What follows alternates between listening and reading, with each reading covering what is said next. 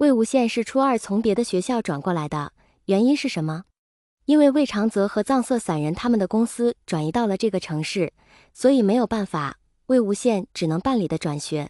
好在魏无羡这个孩子呀，从小到大都没心没肺的，走到哪个学校都能和别人打成一片，再加上这个学校里面也有他的熟人，就比如江家的小公子江澄，他就在这个学校上初二，所以魏无羡压根就不担心。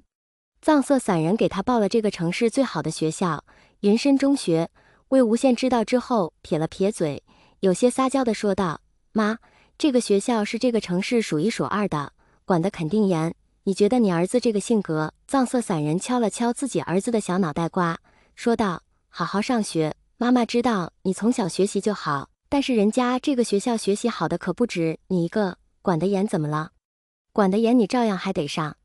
魏无羡无法，只能老老实实的听他母上大人的话，乖乖的去了云深中学。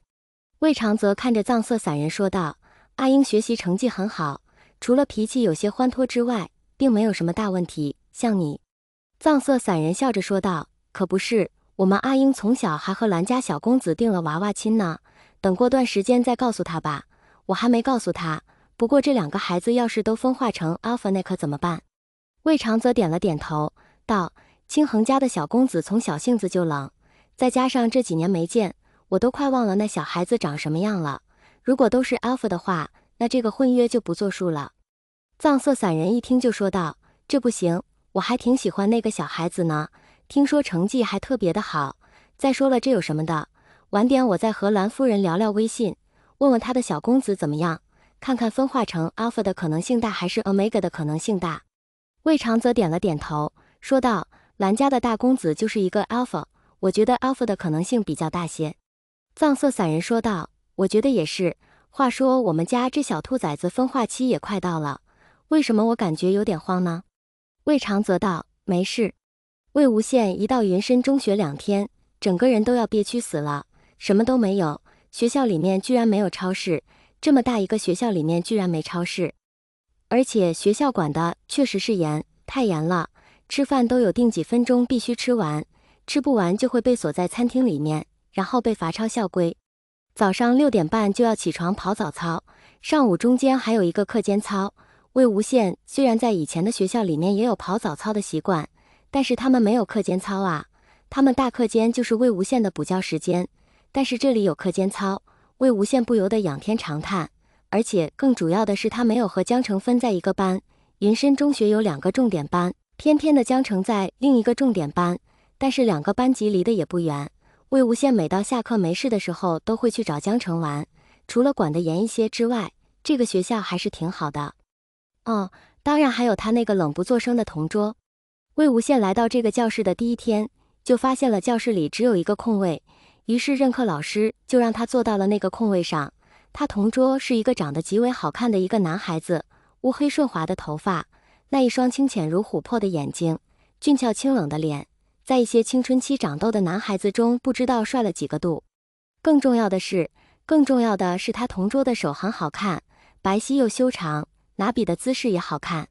魏无羡热情地给他的新同桌打了个招呼：你好，我叫魏婴，你也可以叫我魏无羡，我是新来的转校生，我就是你的新同桌啦。清冷的小少年淡淡的瞥了一眼魏无羡，并没有搭理他。魏无羡又是个小话唠，要是没人管他，他能巴拉巴拉一节课。你的眼睛为什么是浅色的呀？好好看，我第一次见浅色的眼睛啊。同桌，你分化了吗？我还没分化呢。同桌，你是 Alpha 还是 Omega 啊？我觉得你长这么帅，肯定不是一个 Omega。同桌，你为什么不理我？你叫什么名字啊？同桌，我告诉你了我的名字，你好歹告诉我你名字叫什么吗？同桌，你看你不告诉我你的名字，你总不能让我一直喊你同桌吧？多不好听。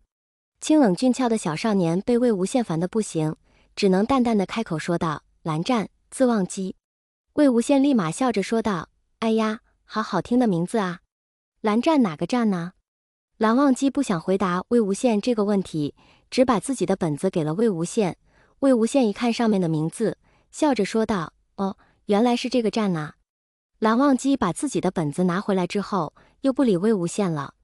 魏无羡有些气闷，摸了摸自己脖子后面的腺体，想到我肯定也是一个 alpha， 到时候我看你还敢不敢这么凶。蓝忘机依然专心致志地在桌子上写字，根本就没有想到魏无羡心里的小九九。魏无羡的性子活泼又开朗，不到一上午就和周围的同学打成了一片，课间玩得嘻嘻哈哈的。和蓝忘机两个人就是一个截然相反的性格，偏偏魏无羡还特别喜欢逗蓝忘机。但是不管魏无羡怎么逗蓝忘机，蓝忘机依然就是那一副冷冰冰的样子，根本就不为所动，该干嘛干嘛，就好像魏无羡这个人不存在一样，导致魏无羡有些不服气，发誓自己一定要和蓝湛做成好朋友。